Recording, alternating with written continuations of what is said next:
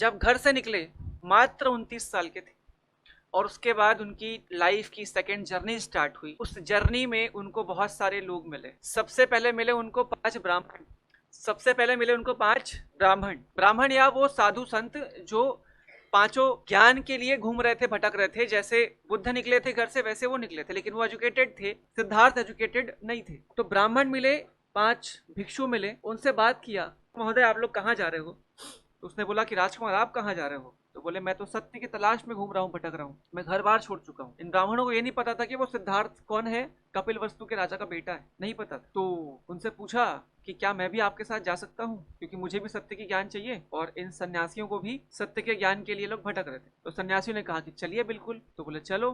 तो बोले ऐसे जाओगे? तो बोले ऐसे में क्या दिक्कत है? तो बोले ये गेटअप चेंज करो पहले, ये कुंडल, कान में कुंडल, ठीक है, सर में मुकुट, और ये सारी जो लदा हुआ है 2-2.5 किलो सोने से, इसका क्या करोगे? सत्य में से कोई काम नहीं है। बोले हाँ ये बात तो सही है। तो सारा चीज निकाला, छोड़ दिया, गेरुआ पहना। गेरुआ समझ गए ना?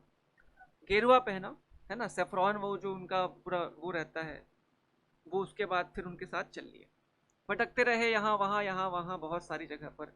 कई साल भटका, कुछ हासिल नहीं। बहुत ज्ञान अर्जित करने का प्रयास किया, बहुत कुछ जाना, बहुत कुछ सीखा, लेकिन ज्ञान, सत्य का ज्ञान, वो एनलाइटमेंट वाली स्थिति पर नहीं। एनलाइटमेंट की स्थिति वो होगी जब आपके पास हर सवाल का परफेक्ट जवाब, जो भी पूछे आप, जिन पूरी लाइफ के बारे में, वो मिल नहीं रहा था। वो परेशान थे, तपस्या की, ये किया वो किया बहुत। फिर एक पर्टिकुलर जगह पे आकर के वो पांचों छो जो थे, 5 ब्राह्मण और ये 6 रुक गए। जंगल के बीच में, जंगल के पास एक गांव था, वहां बैठकर तपस्या करने लगे और खाना पीना त्याग चुके थे। इन सन्यासियों ने कहा था कि यार सत्य की खोज में भूख बीच पे नहीं आनी चाहिए, आपको भूखे तपस्या करनी पड़ती है। सिद्धार्थ ने कहा कि सही बात है, होगा यार, मुझे क्या पता है, लोग बता रहे हैं भाई, उसको तो कुछ नहीं पता ना, वो तो बोले ठीक है ऐसे ही देखते हैं। बैठे थे, इतने कमजोर हो गए थे कि अब तक में मर जाते, मरणासन्न स्थिति में पहुंच गए थे। डेथ वाली स्थिति उनकी आने वाली थी कुछ समय बाद। इतनी हालत खराब क्यों? भूख के कारण। उसी गांव के आसपास, जहां जंगल में वो रुके थे, उसी के आसपास एक गांव था। उस गांव में एक कन्या रहा करती थी, उनका नाम था सुजाता। सुजाता, अब सुजाता के बारे में एक कहानी मिलती है कि सुजाता किसी व्यापारी, धनाढ्य व्यापारी की पुत्री थी, कन्या थी। और दूसरी कहानी जो ज्यादा प्रचलित है, ज्यादा रिकॉग्नाइज्ड है, सबके मान्यता प्राप्त, उसमें ये लिखा हुआ है कि सुजाता एक प्रोस्टिट्यूट, एक वेश्या सुजाता। और सुजाता ने उन ब्राह्मणों को देखा और सारे लोगों को देखा, उन 6 सन्यासियों को, कि वो लोग बहुत ही बुरी स्थिति में हैं और सत्य की प्राप्ति के लिए तपस्या कर रहे हैं। तो सुजाता ने सोचा कि यार तपस्या तो तब करेंगे ना जब जिंदा रहेंगे, जिंदा ही नहीं रहोगे तो तपस्या क्या काम, मर जाओगे तो फिर कौन सा ज्ञान मिल जाएगा। और कोई भी जंग मर करके तो जीती, बोले मर जाएंगे लेकिन भाई मर जाओगे तो कौन सा जंग जीतो, कौन सा ज्ञान प्राप्त कर लोगे। तो सुजाता ने एक पात्र में खीर बनाया, बहुत स्वादिष्ट, एक डिलीशियस खीर बनाया उनके लिए, और खीर लेकर के कहाँ आ गई, 6 के पास आ गए और उनसे कहा कि यार महात्मन आप ये खीर ग्रहण करिए, मरने से तो बेहतर है कि आप खा करके सरवाइव कर लें। 5 जो सन्यासी थे उन्होंने उसको झिड़क दिया, मतलब उनको धुतकार दिया सुजाता को, बोले कि हम तुम्हारे हाथ से खीर ग्रहण नहीं कर सकते क्योंकि तुम अशुद्ध हो। क्योंकि वो प्रोस्टिट्यूशन में थी, तो उनको कहा कि तुम अशुद्ध हो, तुम्हारे हाथ से हम कुछ भी ग्रहण नहीं करेंगे, हमारा पूरा जो सात्विकता है, हमारे अंदर की जो पूरी अच्छाई है, जो ज्ञान है, वो खत्म हो जाएगा। इन सारी चीजों को देखा किसने? सिद्धार्थ। बोले कि यार ये तो गलत है, और वैसे ही दिमाग खराब होने लगा था। राजकुमार इंसान 2 साल 3 साल से भटक रहा है, ये लोग ना खाने दे रहे हैं ना कुछ कर रहे हैं, ऊपर से ज्ञान व्यान नाम की चीज नहीं है। बोले ये सब फालतू की चीज तू ले के आ मेरे पास। तो जितना भी खीर था उन्होंने खुद खाया, बोले मुझे दे मैं खाऊं। तो उन्होंने खीर खाया, और जैसे उन्होंने खीर खाया तो वो 5 सन्यासी क्या हो जाएंगे, क्रुद्ध हो जाएंगे, उससे भड़क जाएंगे कि तुमने जो है, तुम अशुद्ध हो गए हो, तुम अशुद्ध हो गए हो, कि तुमने किसके हाथ से खीर खाया तुमको नहीं पता, तुम अशुद्ध हो गए हो, अब तुम्हें ज्ञान व्यान कभी नहीं मिल सकता, तो तुम हमारे साथ नहीं रह सकते। तो सुजाता के खीर खाने से बुद्ध को उन 5 सन्यासियों ने ग्रुप से बाहर कर दिया। अब सिद्धार्थ हो गया अकेले। सिद्धार्थ ने भी कहा कि कौन सा तुम्हारे साथ रहने का शौक है यार, वैसे ही भटका रहे हो, भूखे वैसे मार डालोगे, मिल तो कुछ रहा नहीं है, तो बेहतर होगा कि अकेले रास्ता ढूंढा जाए। तो सिद्धार्थ निकल गए और अपने नए जर्नी की तरफ चले गए। तो ये निकल गए वहां से, बुद्ध या जो सिद्धार्थ है अभी, और भटकते रहे यहाँ वहां। उनको इस बीच में कुछ और लोग मिले जिनसे उन्होंने शिक्षा प्राप्त की। जैसे उनके 2 गुरुओं का नाम मिलता है बुद्ध के, एक का नाम मिलता है अलार कलाम। अलार कलाम, अब्दुल कलाम याद रख लीजिए, गौतम बुद्ध के प्रथम गुरु का नाम क्या है, अलार कलाम। पहले गुरु मिले अलार कलाम। अलार कलाम बहुत ही जाने माने संत हुआ करते थे सांख्य के। ये सांख्य फिलॉसफी के बहुत बड़े दार्शनिक थे अलार कलाम, बहुत बड़े जानकार। इनके साथ रहे कुछ समय पर, सांख्य दर्शन सीखा, लेकिन सांख्य दर्शन से उनका मोह भंग हो गया, मतलब बहुत ज्यादा उनको सेटिस्फेक्शन नहीं मिला। हालांकि सांख्य दर्शन ही बुद्ध के पूरे टीच का या उनके पूरे उपदेशों का आधार रहा। जो सांख्य दर्शन की शिक्षाएं हैं वही बुद्ध की शिक्षाओं में आपको एज इट इज मिलेगा, लेकिन सरल फॉर्म में। ये कहाँ पढ़ोगे आप?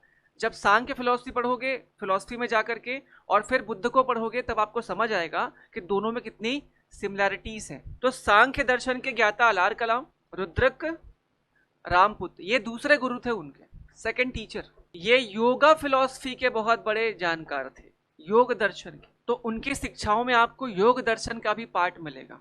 जैसे अष्टांग योग योग दर्शन का है, वैसे अष्टांगिक मार्ग गौतम बुद्ध का है।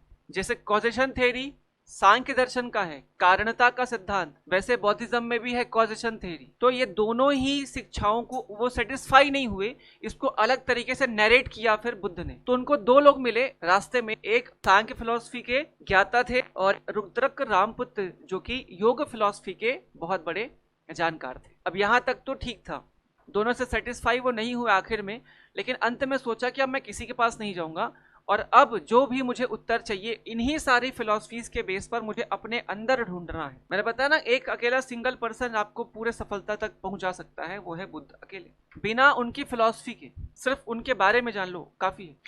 तो यहां से वो आगे बढ़े और अंतिम में जब कुछ समझ नहीं आया तो पहुंचे वो कहां पर? बोध गया।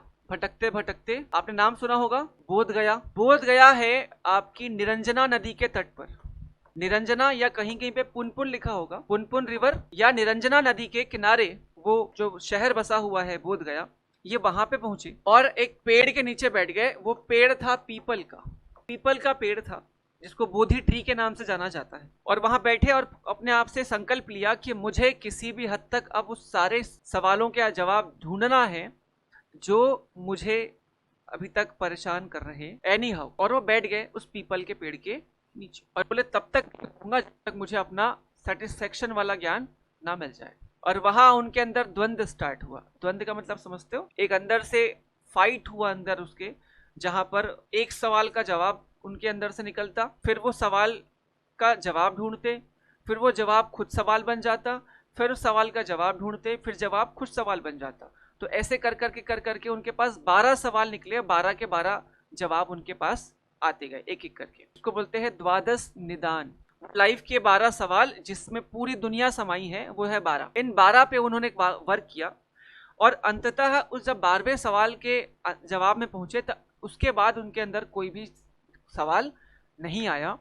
तब उनका समझ में आ गया था कि मुझे ज्ञान मिल चुका है। और जैसे ही ज्ञान मिला, अगेन उनके अंदर का जो ऑरा था वो बाहर निकल करके आया और अगेन उस पूरे एरिया में, बोध गया में एक प्रकाश फैल गया। जैसे महावीर के समय हुआ था वैसे इनके समय पे। तो इस तरीके से उनको ज्ञान मिला।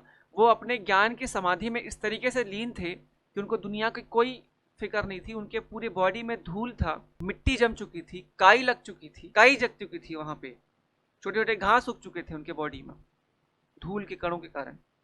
और जो घोंगे हैं स्नेल्स, वो उनके सर में चढ़ करके बैठ चुके थे, ये ऐसे पूरा इतने सारे। तो आप जो उनकी फोटो देखते हो बुद्ध की, जिनके ऊपर ऐसे जूड़ा लगा हुआ है, एक्चुअल में जूड़ा नहीं है, वो स्नेल्स है।